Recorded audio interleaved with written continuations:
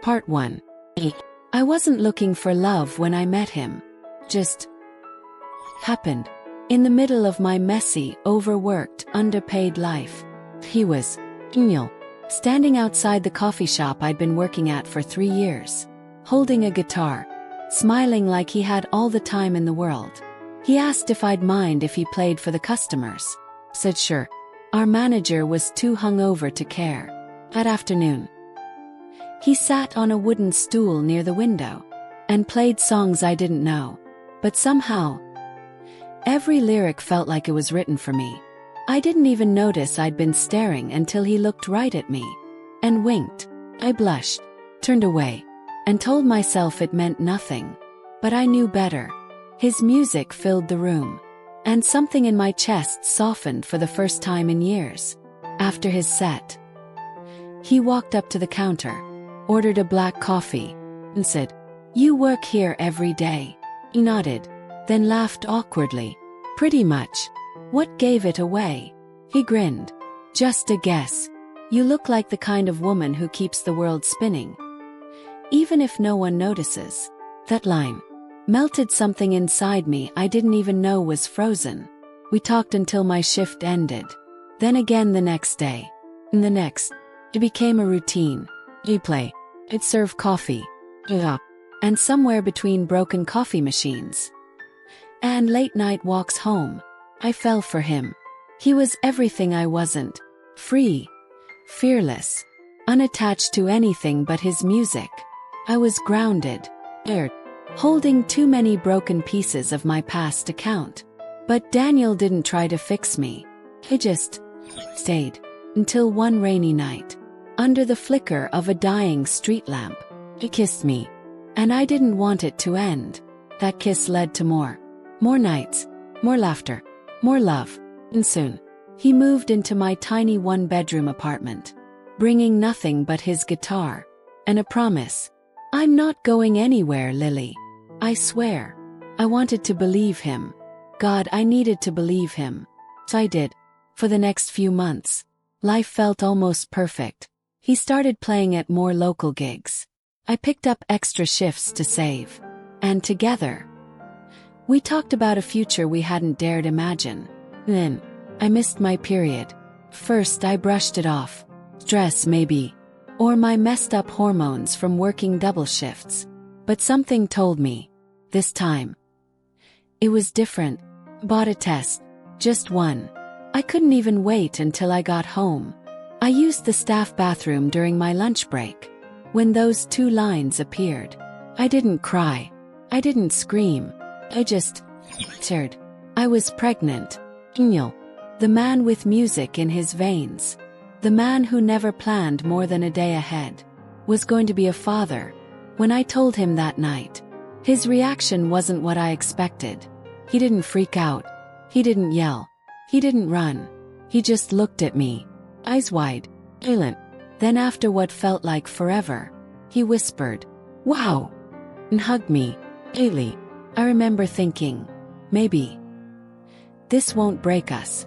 The next few days were strange. He was quieter, still loving, but distracted. I thought maybe he was processing, so I gave him space. Until one morning, I woke up to find his side of the bed cold, his guitar gone, and a note, just 2 words. "I'm sorry." That's it. No explanation, no goodbye, no forwarding address. Daniel was gone. I searched everywhere, called every friend, even visited the places he used to play. Nothing. It was like he'd never existed. And me, I was just a pregnant woman, left alone, with a note and memories. My world collapsed.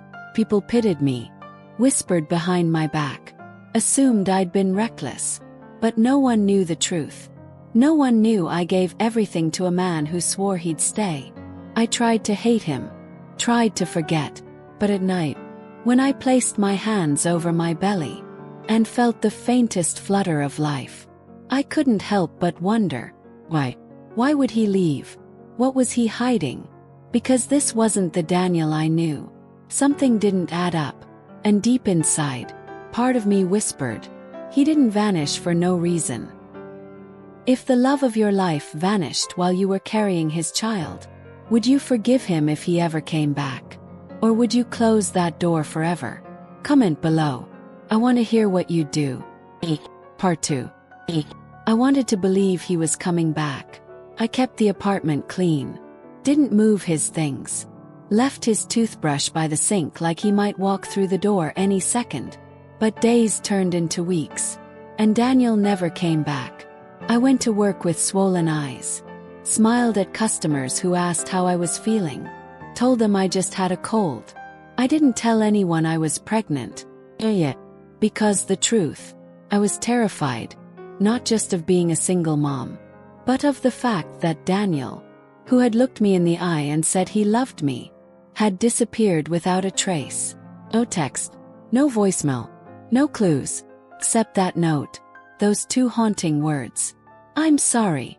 I must have read it 100 times, looking for hidden meaning, some code, anything, but it stayed the same, empty, like the space he left behind. My best friend Maya noticed something was off. She came over one night with ice cream and her usual no-nonsense energy. All right. Spill it, she said, planting herself on my couch. I broke down. Told her everything. About the baby. About the note. About how I hadn't slept properly since he left. Maya didn't gasp. Didn't judge. She just hugged me. Then whispered. Something's not right here, Lily. Guys don't just vanish like that. Not the ones who care. Her words stuck with me. Because deep down, I knew something didn't make sense. Daniel wasn't perfect. But he wasn't a coward. Least. Not the man I knew. A week later, I gathered enough courage to go to the police. Not to report him missing, but just to ask if they'd heard anything. The officer behind the desk gave me a tired look. Ma'am. Grown adults leave relationships every day. Unless there's evidence of foul play. We can't file a missing persons report. He nodded. Pretended I understood. But as I walked out, I couldn't shake the feeling that I wasn't getting the whole story. That night, I went through Daniel's old things. He didn't leave much. A few shirts, his worn-out lyrics notebook, and one small locked box I'd never seen before. It was hidden inside his guitar case, stuffed beneath a folded black hoodie.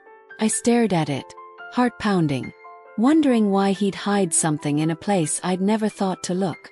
I didn't have the key, but I was desperate, so I pried it open with a butter knife. It were 3 things. A torn photo of Daniel standing with a woman I didn't recognize. A hospital bracelet with his name on it. Dated 7 months ago. A folded piece of paper with a name scribbled across it. Rachel D. I sat on the floor, staring at those items like they were pieces of a puzzle I didn't even know existed. Who was the woman in the photo? Why had he been in the hospital and never told me? And who the hell was Rachel D? I showed Maya the photo the next day. That's not you, she said immediately. No, I whispered. And that's not any of his family either. At least not the ones he ever mentioned. We tried searching the name online. But Rachel D. wasn't much to go on. Oh, Maya had a thought. What if it's someone he didn't want you to know about? I felt sick to my stomach. The idea that Daniel had a past he'd hidden from me. That maybe he wasn't the man I thought I knew. Tore me apart. But I couldn't stop digging. I visited the hospital where the bracelet came from. I told them I was his fiancé. That he'd gone missing and I was trying to piece together what happened. At first, the nurse at the desk refused to give me any info. Then, she looked at the bracelet, typed something into her computer, and froze. Are you sure he's your fiancé? She asked quietly. Yes, I said, trying to keep my voice steady. She glanced around, then leaned in. Miss, I'm not allowed to share anything. But whatever you're looking for, you might want to talk to someone in oncology. My breath caught. Oncology? Why would Daniel have been in the cancer ward? She wouldn't say more. I left, feeling like the ground under me was starting to crack open. I hadn't seen any signs. He never mentioned being sick, never looked ill, least not to me. Yet, there was a hospital bracelet, and now this clue. My hands shook as I clutched my growing belly. What if Daniel hadn't left because he didn't love me? What if he left because he didn't want me to watch him fall apart? At night, I couldn't sleep. I replayed every conversation we'd had over the past 3 months, looking for clues, little things I might have missed. And I remembered something. One night, he'd been staring out the window. I asked what he was thinking. He said, "Some people are just here for a season, Lily. You can't hold on to all of them." I thought he was being poetic. Now I wondered if he was trying to prepare me. Maya came over the next morning with more coffee and more questions. "What are you going to do?" she asked. I looked at her, tears in my eyes, and whispered, "I have to find Rachel D." Part 3. I didn't know where to start. Just a name. Rachel D. It felt like searching for a shadow in the dark. But I had to try. For the baby. For myself. For the truth. Maya and I spent hours online. Social media. Public records.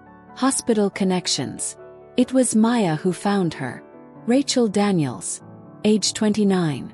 Listed as a patient advocate at the same hospital Daniel had visited. My heart stopped. Daniels. That couldn't be a coincidence. We dug deeper. Found a public photo on the hospital's event page. And there she was. The woman from the photo. Same smile. The same eyes. She was real. But more than that. She shared Daniel's last name. My breath caught. Could she be his sister? His cousin? Or his wife? I couldn't sit with the questions any longer. So I drove to the hospital. Every bump in the road made my stomach twist tighter. I asked the receptionist for Rachel Daniels. Told her I was from Daniel's family. That I needed to speak to her urgently. She told me Rachel was on break. And pointed to a small staff lounge down the hall. I stood outside the door. Hands shaking. I knocked. A voice answered. "Come in." I stepped inside. She looked up. And froze. It was her. Exactly like the photo. She stood slowly. Eyes narrowed. "Can I help you?" I opened my mouth. But the words didn't come out right away. "I'm Lily," I said finally. I am Daniel's girlfriend. Her face paled. Her hands trembled as she set down her coffee. And then she whispered something I'll never forget. "He didn't tell you, did he?" I blinked. "What are you talking about?" Rachel sank into a chair, nodded for me to sit too. And then she told me everything. Daniel, the man I loved, the man who held me at night and kissed my forehead when I cried, had been married. 5 years ago. They met in college. Full fast. Married young. It lasted 3 years. Then came the diagnosis. Stage 3 lymphoma. Daniel spiraled.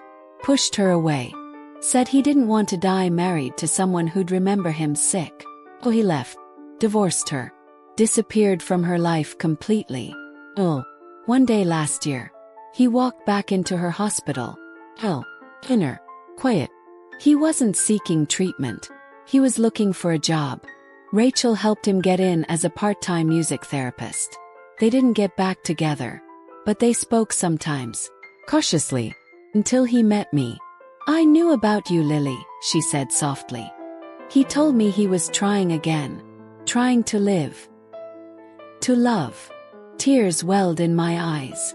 "So why did he leave?" Rachel hesitated. Then pulled out her phone. Rolled. And showed me a message. It was from Daniel. A week before he disappeared. "Rachel, if anything happens, please tell her the truth. Tell her I loved her. I wanted more time, but the tests came back worse. I didn't want her to see me like this. Not again." My whole body went cold. "He's dying, isn't he?" I whispered. Rachel nodded slowly. They gave him 6 months. He didn't want you to go through what I did. Watching him fade, my stomach turned. I thought he'd abandoned me. When really, he was protecting me. But in doing that, he'd broken me anyway. He doesn't know, I said quietly. He doesn't know I'm pregnant. Rachel's face crumpled. No, he doesn't. I stood up. I have to find him. Rachel bit her lip, then pulled out another folded paper from her bag. He checked himself into a private hospice clinic last week, she said. He didn't want anyone to know, but I kept the address. Just in case. I took it from her, hands shaking. I whispered, "Thank you." And I ran. Back to my car. Back to the highway. The entire drive there. My heart was in my throat. Would he even want to see me? Would he still be the man I remembered? Or would he already be gone? Too far to reach. The clinic was quiet. A soft hum of flowers and forgotten time. The nurse led me down a hallway, to a small room with sunlight pooling across the floor. He was there, sitting up in bed. Hell, he's sunken. But still him. Still Daniel. His head turned when he saw me. He blinked, like he thought I was a dream. "Lily." I walked toward him, hands trembling, and then I slapped him. He winced, but nodded. I deserved that. I burst into tears, fell into his arms. He held me, weak, but real. "I thought you left me." I sobbed.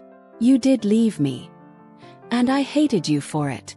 "I know," he whispered. "I didn't know how else to go. I didn't want you to suffer through this." I pulled back. "You think I wouldn't choose to stand by you? After everything, I didn't want the baby to remember me sick," he murmured. I froze. He knew. "How did you?"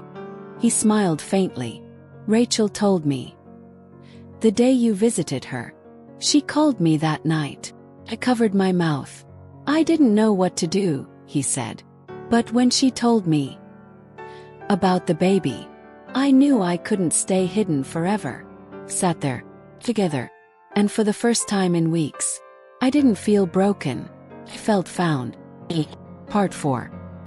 The room was quiet, except for the soft beeping of the monitor behind Daniel's bed. I held his hand, afraid to let go, afraid that if I blinked, he'd disappear again. He looked tired, but peaceful. And then he said something I didn't expect. "You shouldn't have come, Lily." I pulled my hand back, eyes stinging. "What are you talking about?" He looked away. "Because you still have a life. A future. And I'm just a ticking clock." I shook my head. "You don't get to decide that for me again. I thought I was protecting you.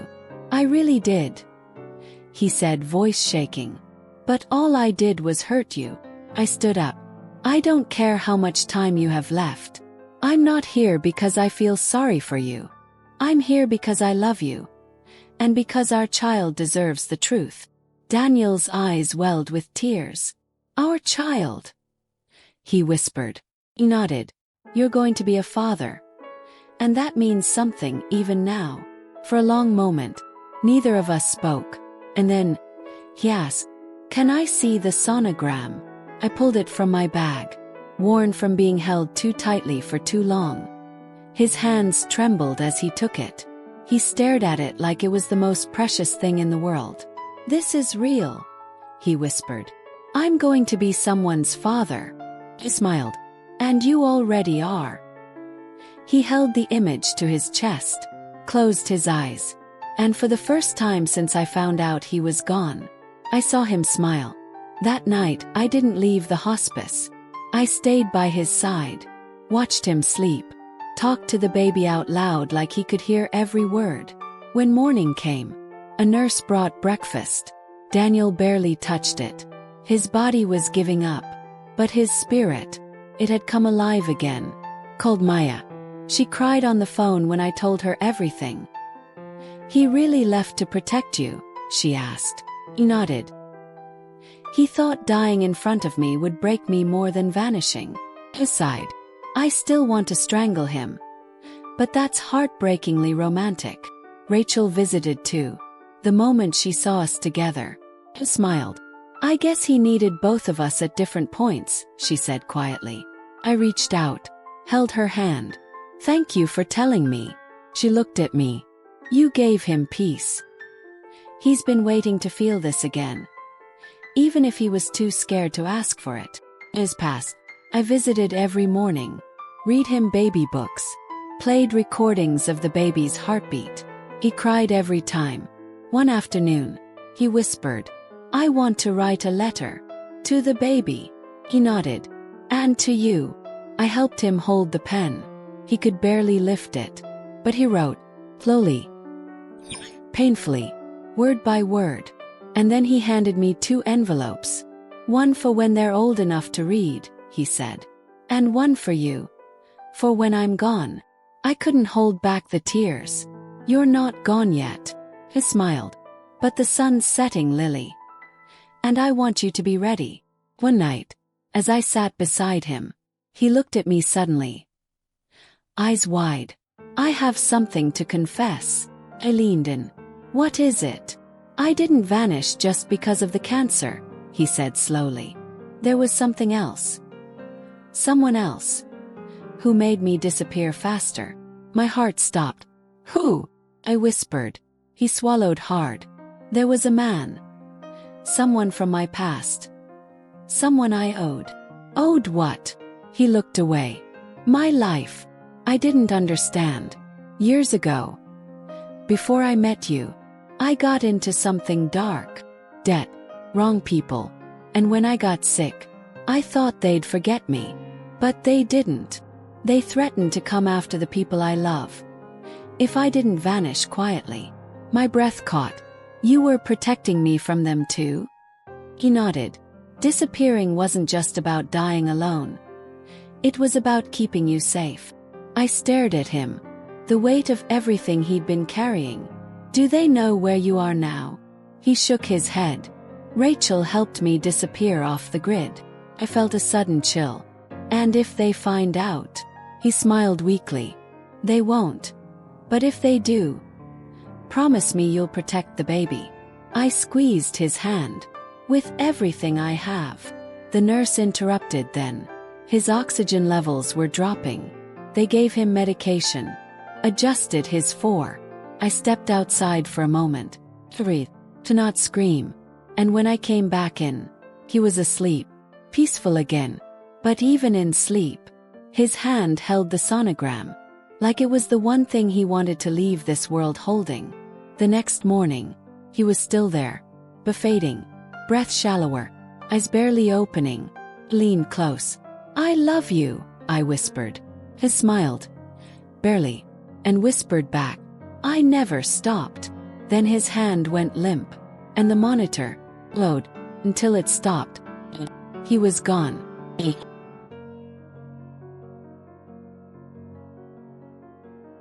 Part 5. The funeral was small. Just a quiet chapel. Few chairs. And the scent of lilies in the air. Rachel sat beside me. Maya held my hand. And I held the envelope Daniel had left behind. The one with my name on it. I hadn't opened it yet. I couldn't. Not until I was ready to hear from him one last time. The priest spoke gently. About letting go. About peace. About love that lives beyond the grave. I didn't cry then. I couldn't cry anymore. I just stared at the casket, knowing that inside lay the man who had once promised me forever, and who had, in his own broken way, kept that promise. After the service, I walked alone to the cemetery gate. The wind was soft, carried the faintest whisper, as if the world itself was mourning him. I sat on the bench across from his grave, and finally opened the letter. His handwriting was shaky, but every word carved itself into my heart. My dearest Lily, if you're reading this, I'm gone. And I hate that. I hate that I wasn't there to see our child born. I hate that I left you alone when you needed me most. But more than anything, I hope you know that I never stopped loving you. I was selfish in my silence. But I was scared. Scared of you watching me die. Scared of ruining everything good you still had ahead. You gave me something no one else ever did, hope. And I'm sorry I didn't get to be the father I should have been. But I need you to promise me something. Raise them brave. Raise them to believe in love. In second chances. In strength that doesn't always look like muscles, but like staying when it's easier to run. Tell them about me if you want. Or don't. But if you do, tell them I fought my last days thinking of the way you smiled. And how that smile made dying feel less like an end, and more like a passage through something sacred. I love you. I always will. Daniel. I held the letter to my chest, and for the first time in days, not out of grief, but out of gratitude, for having loved, and been loved, even if only for a while. Weeks passed, then months. The baby came early, on a cold November morning. A boy. I named him Noah Daniel Whitmore. He had Daniel's eyes, and a cry that could break you apart and stitch you back together. The first time I held him, I whispered, "Your dad would have adored you." Maya became his godmother. Rachel sent gifts every month. She said Noah was a reminder that life never really ends, just changes form. One evening, as I fed him by the window, I noticed a bird land on the ledge. Stayed there, watching us, head tilted, and for a moment, I swore I felt Daniel. Way there, not in body, but in presence. In the way the baby smiled in his sleep. In the song the wind hummed through the trees. In the steady beat of my heart. Still alive, still beating, even after everything. A year later, I opened the second letter. The one for Noah. I read it aloud, even though he was too young to understand. Dear Noah, I never got to meet you, but I knew you before you were born. I knew you in the sound of your mother's laughter. In the way she spoke about you like you were already here. Like you were already hers. And you were. She's the bravest person I've ever met. If you become even half of who she is, you'll be incredible. Know this, I didn't leave because I didn't love you. I left because I didn't want the darkness in me to dim your light. I hope you grow with wonder in your heart, with kindness in your hands, and with strength in your soul. And if you ever feel alone, look at the stars, because that's where I'll be, watching. Dad. I folded the letter, placed it in a box filled with memories, photograph, sonograms, a small pair of baby shoes Daniel had bought before he vanished. I knew one day Noah would ask, "Where's my dad?" And I'd tell him the truth, that he was once lost and found. And in the end, he chose love over fear. He chose to come back, even if just to say goodbye. And maybe that's what love is. Not always staying, but returning, when it matters most. I found a new job eventually, started teaching literature again. And every story I taught had a little piece of Daniel hidden inside. In the heroes who vanished, in the lovers who waited, in the endings that didn't make sense, until they did. And slowly, the grief became gentler. Pain turned into purpose. I created a foundation in his name, to help young fathers with terminal illness find peace and support. We called it the Whitmore Project. Maya helped run it. Rachel volunteered too. It was messy, beautiful, exhausting, but worth every second. Because for every life we touched, felt like a part of Daniel lived on. Noah grew. And one day, he found the letter again. He held it in his tiny hands. Asked, "Did Daddy love me?" I smiled, pulled him into my arms. "He loved you so much. He came back just to make sure you'd know it." He looked up. "Can we go see where he is?" We walked to the cemetery. Noah placed a toy truck by the headstone, then sat quietly beside it. "Hi, Daddy," he whispered. The wind picked up, and for a second, could have sworn, I heard Daniel's laugh. Close. Noah looked at me. "Did you hear that?" He nodded. "Yes, he's here. And he always would be. In every sunset. In every letter. in every heartbeat. 'Cause love, well, love, never vanishes, even when the person does.